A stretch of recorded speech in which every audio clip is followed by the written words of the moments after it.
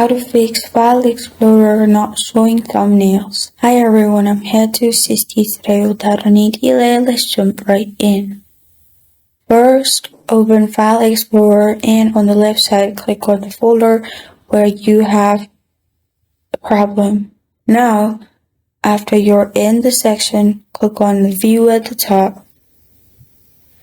If it is not showing, you can simply click on all these options: extra large, small icons, tiles, content, list, and check if it works. If it still does not work, another thing which you can do is click on option at the top right. Click on change folder and search options and go to view in here. You find always show icons, and for thumbnails, make sure there's no tick mark in this option.